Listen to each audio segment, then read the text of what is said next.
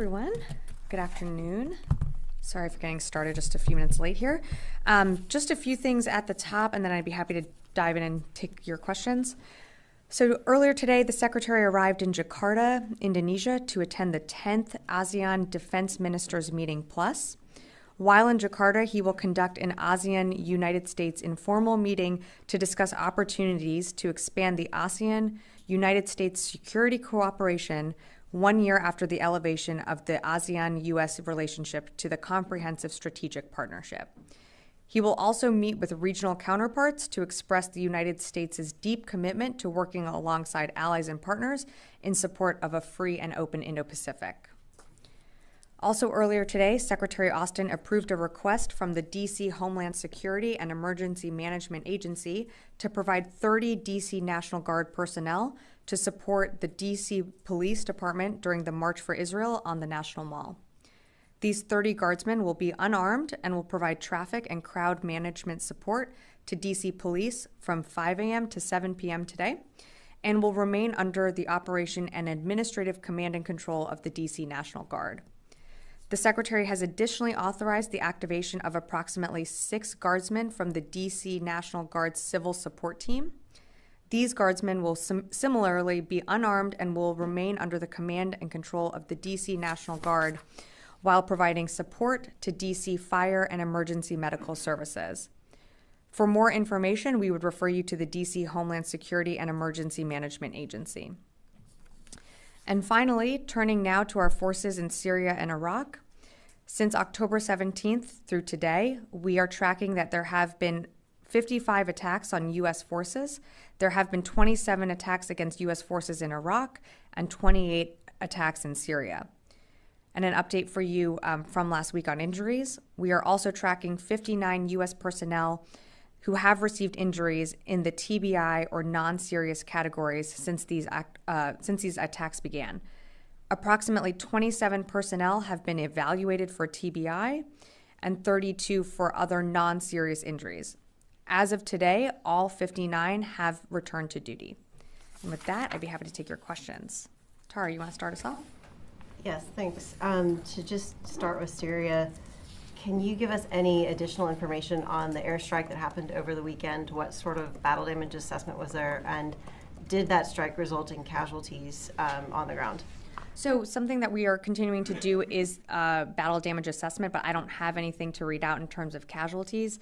As we mentioned over the weekend, we are aware that there were IRGC-affiliated members in the proximity of the facilities that were struck by our aircraft, but I don't have more on casualty numbers or anything else to read out. So you don't have a sense of like how many people were in the area? Okay, and then Not just at this time. One more on the summit that's taking place. Mm-hmm. Much has been said about maybe the potential takeaways from this will really be mill-to-mill and maybe improve mill-to-mill relations. Sorry, are you talking about the president's? Yes. Okay, yeah.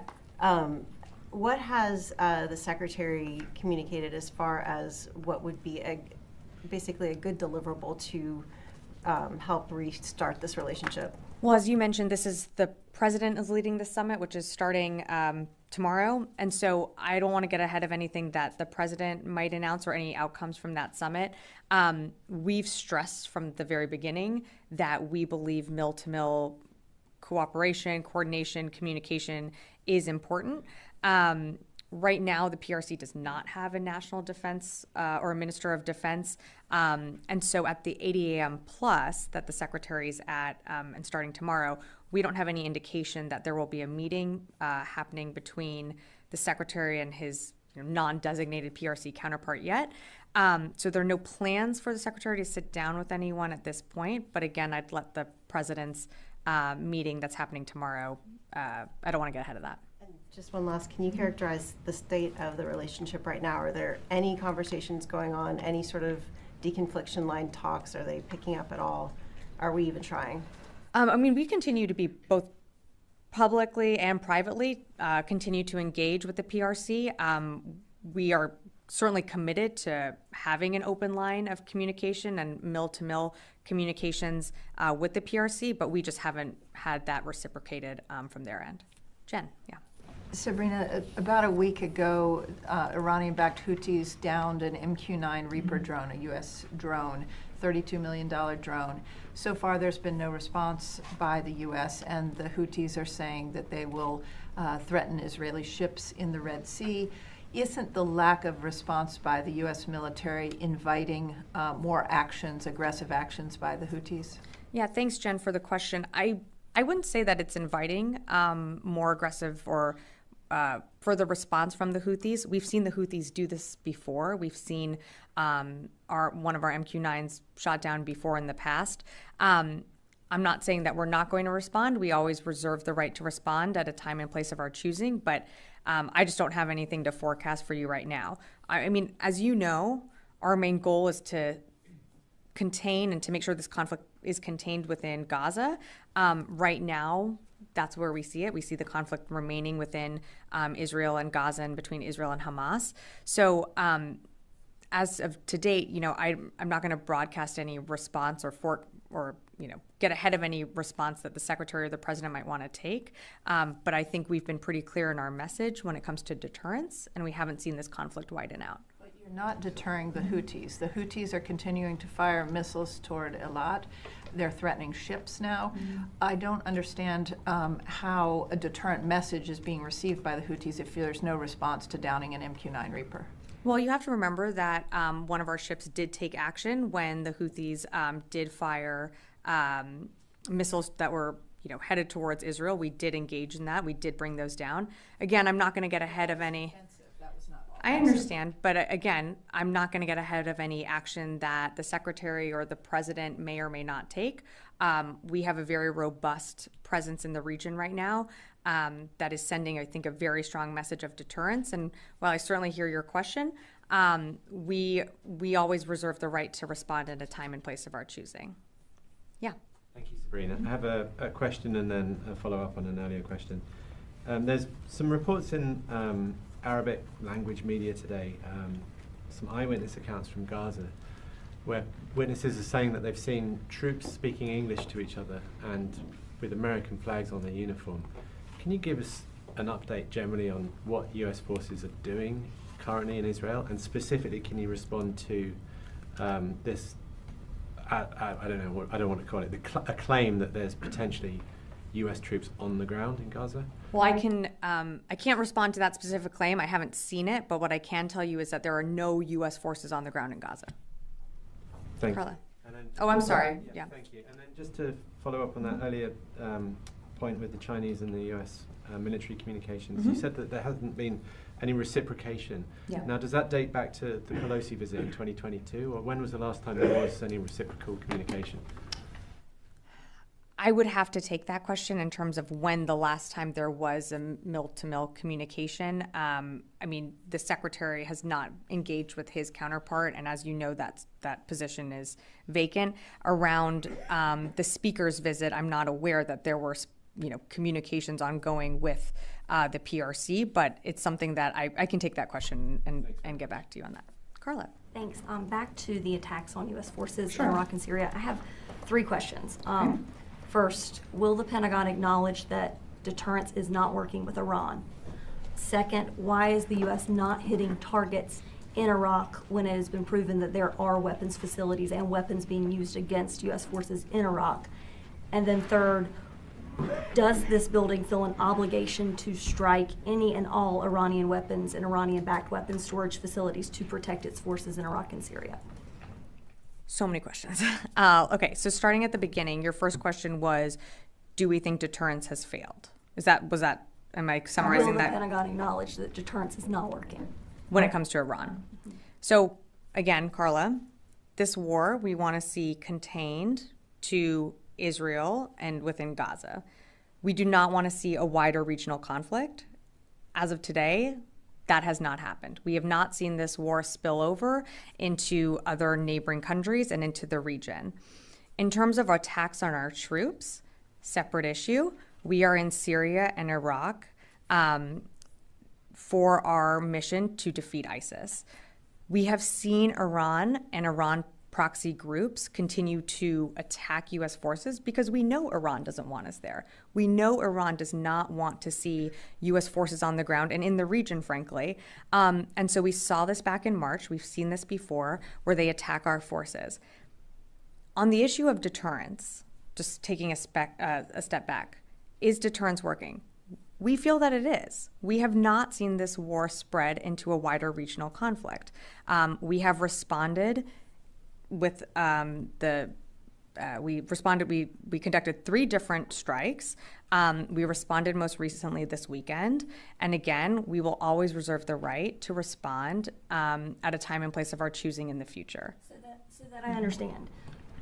The strikes that happened, that we've done 3 rounds now, they're not to prevent attacks on U.S. forces in Iraq and Syria. They're to prevent escalation of the conflict. I think, again, nothing to prevent the strikes against U.S. forces in Iraq and Syria? I guess I'm trying to understand. So the the strikes that we are taking is to signal and to message very strongly to Iran and their affiliated groups to stop. That is the purpose of those strikes. And we are seeing... Getting the message, because they keep striking. I understand that. But again, I think we are being very deliberate on how and when we conduct our strikes against these groups. And I think that Iran is certainly seeing that message. And I'm sorry, I don't remember you had a third question. Sure. So why is the U.S. not hitting targets in Iraq? And does this building feel an obligation to strike weapons facilities if they know that they're there to prevent attacks on U.S. service members in Syria and Iraq? So in terms of why we aren't hitting where we're hitting places where we feel we can make the most impact. And just this weekend, you saw us hit a training facility and a safe house that also operates as a headquarters node. So we feel very confident in the targeting and the precision of these strikes. And just because they're in Syria does not mean that they're disrupting access to weapons, access to capabilities that these groups have in Iraq. And I'm sorry, your third question. You kind of explained it. That was Excellent. If you know of a facility that has weapons, does this building feel that they have the obligation to strike it to prevent enemies from using those weapons to target U.S. forces as they have done on a daily basis? Well, I think as you've seen, we've taken action. We've hit weapons storage facilities. And it's important to remember the facilities that we hit are now destroyed. These groups cannot go back to these facilities and take weapons out because they're gone. So we feel that we are being very precise with our targeting and ensuring that we can inflict the most damage to these groups and their capabilities. Yeah. Thank you very much. So General Ryder said exactly 2 weeks ago that the mechanism by which the U.S. is providing military assistance to Israel is different from a legal and budgetary standpoint in comparison to the military assistance to Ukraine. How and why? And also, what's the figure we're talking about here in military assistance to Israel? Like millions, billions, tens of billions? What is it? Yeah, no, so thank you so much for the question. So in terms of what General Ryder said, I don't have much more of an update to provide you in terms of how, like the dollar amount right now. What I can tell you is we are providing assistance to Israel through very different mechanisms than how we provide assistance to Ukraine. So Ukraine, you're seeing the PDAs or the USAI drawdown authorities that we are using. Israel is mainly through FMS, FMF, and then direct contracting that Israel does with private commercial companies. So again, I don't have that amount in front of me right now, but the mechanisms of which we are providing aid to Israel is different from Ukraine. If you can get into why that mechanism has been preferred over the other mechanism that's been provided to Ukraine, is there like a specific It's reason? just different country, different mechanisms, different relationships that we have with each country. Again, Israel had before October 7th, a very capable professional military. Ukraine is building up to being a very capable fighting force in their counteroffensive, and since they were attacked in February of almost 2 years ago, but Ukraine needed the support to build up their military that Israel already had. So again, the funding mechanisms and how we're supplying aid, it's two different countries, two different wars and again, two different areas of responsibilities. So it's a little different. Just one last one. Sure. We haven't heard any figure. Do you think we're going to be able to, find out how much military assistance has been provided to Israel? Yeah, it's something that we're of course, I know General Ryder spoke to this. It's something that we're working towards. I just don't have that right here at this moment. Yes, Joseph. Thanks. One more on MQ9. Sure. The Houthis said that it was above Yemeni territory. So can you, I know you said that it was an international airspace. Yeah. Do you guys still stand by that? Yes, the MQ-9 was operating in international airspace when it was shot down. And can you explain why the U.S. didn't try to recover any of the remnants? I believe it just wasn't going to be salvageable at that point. We know that the Houthis did make an attempt to try and salvage some of the remnants, and they also were not successful. So it just wasn't salvageable at that point. One other one. Sure. On military assistance to Israel. Mm-hmm. We've seen the targeting of civilians and journalists in Gaza. That has. Well, that's quite a ringtone, Mike. That was him. Okay. It's also expanded beyond those borders. Yesterday, there was a group of Lebanese journalists targeted in the southern part of that country. Yeah.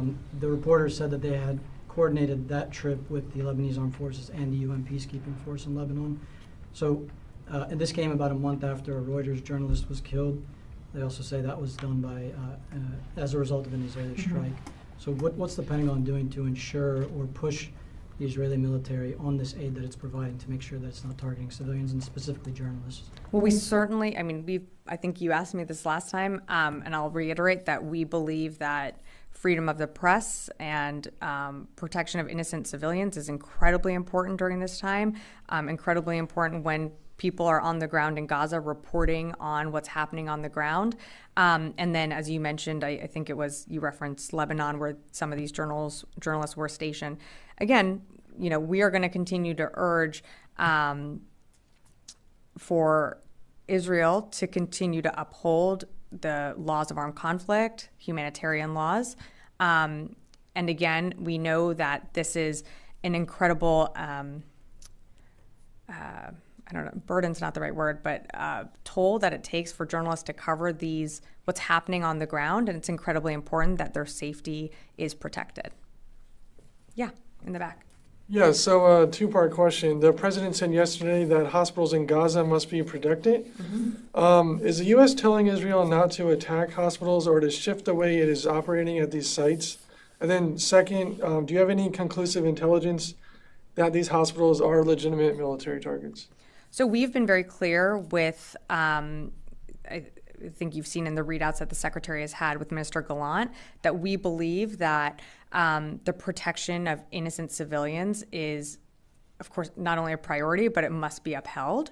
And so you've seen in our readouts time and time again, that is something that the Secretary continues to emphasize with Minister Gallant in all of his calls.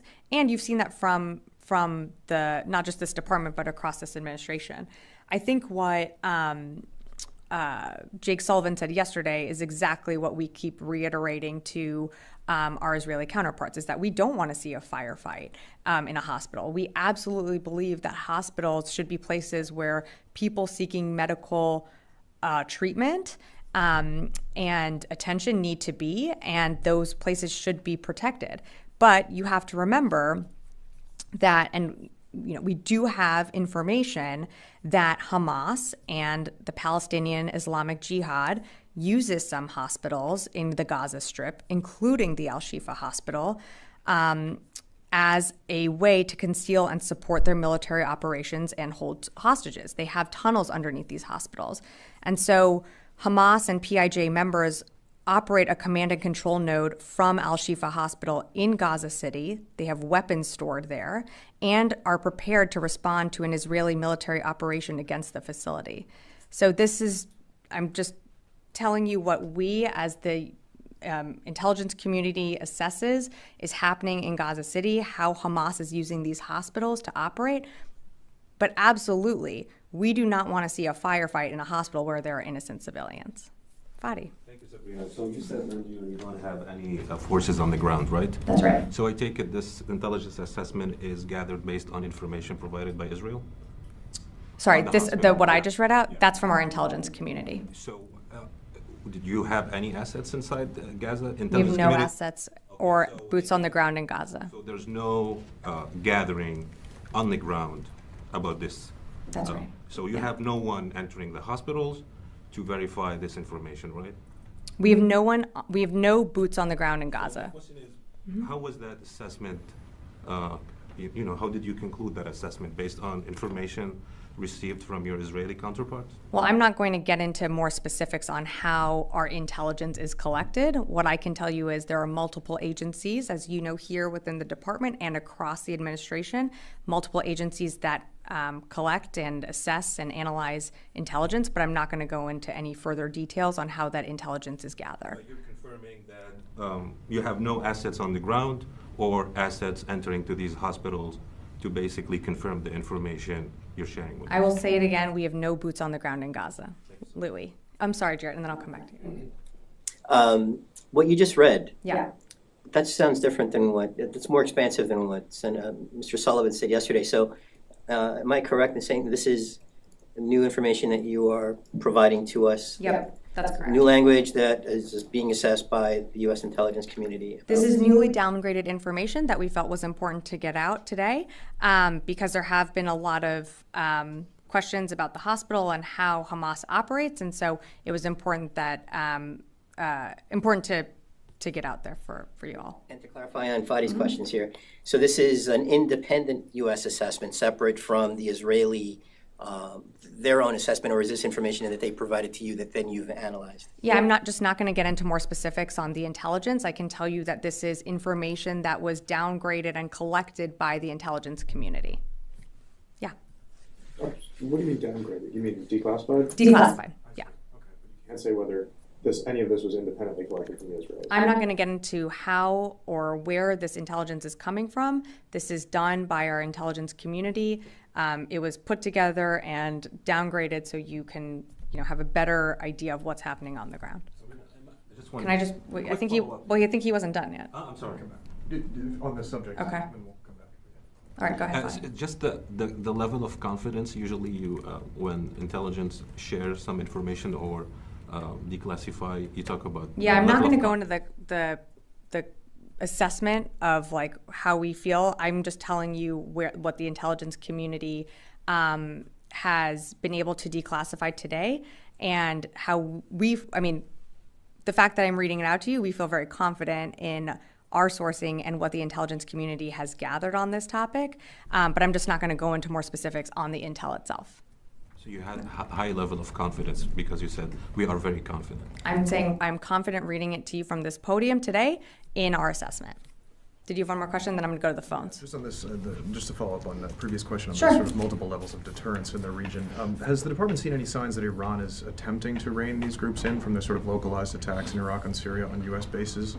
I'm not going to speak to intelligence that we gather on Iran. I'm going to, yeah. If I could just follow up, is Sure. there any concern that the IRGC may or may not have full operational control of these groups? Is that something that might be factoring into what's going on right here? Well, we certainly know, and we've been pretty public about the fact that the IRGC, supports, arms, equips, funds, trains these groups. So they do maintain some level of accountability over these groups. I think some of these militias, of course, carry out their own attacks, maybe not necessarily running it up all through their command and control nodes, but we know that Iran certainly has a role to play with these groups. I'm going to head to the phones here. Idris, Reuters.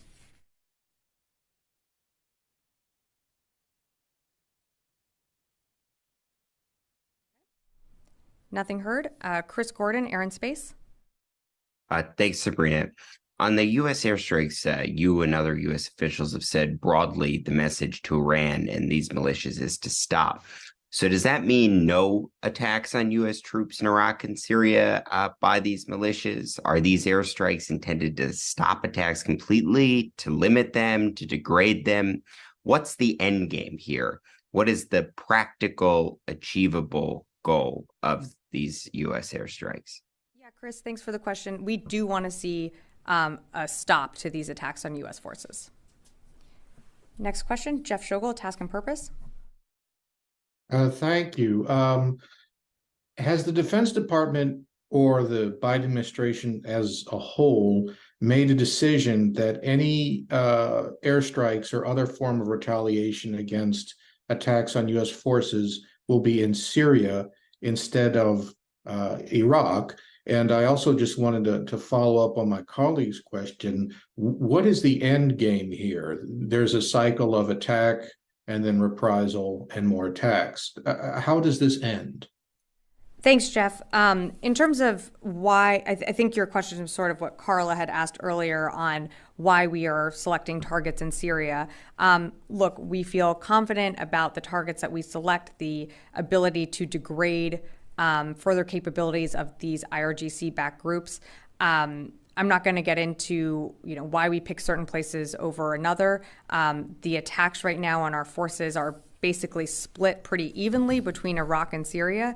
And so we feel confident in our targeting of the places we were able to hit within eastern Syria.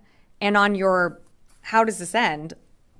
I mean, again, we want to see these attacks stop. So how these end is really up to how these IRGC affiliated backed groups choose to conduct themselves.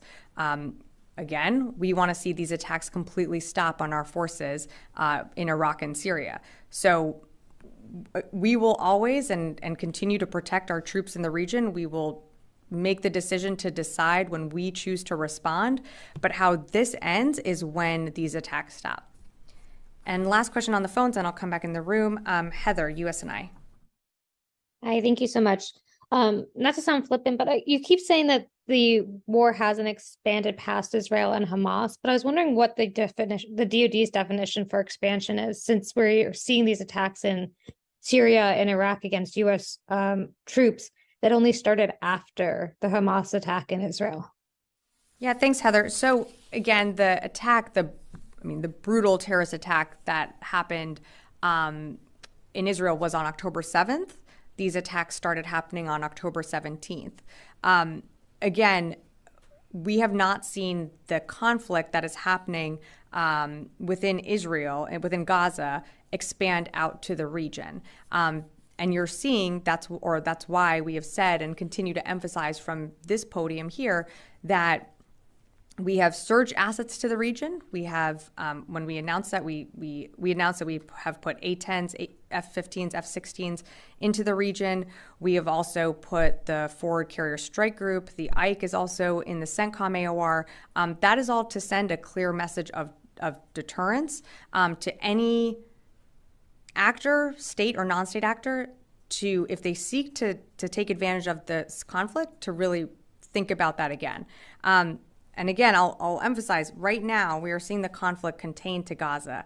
And so that is what we want to see, and we don't want to see this expand beyond that. All right, coming back in the room. Yes, in the back. Thank you for taking my question. Sure. Sir, have you seen any indication of progress by Iran in enriching uranium? I don't have any updates for you on that specifically. Sure. Did I see anyone else, or are we? All right. Okay. Thanks, everyone. Have a good afternoon.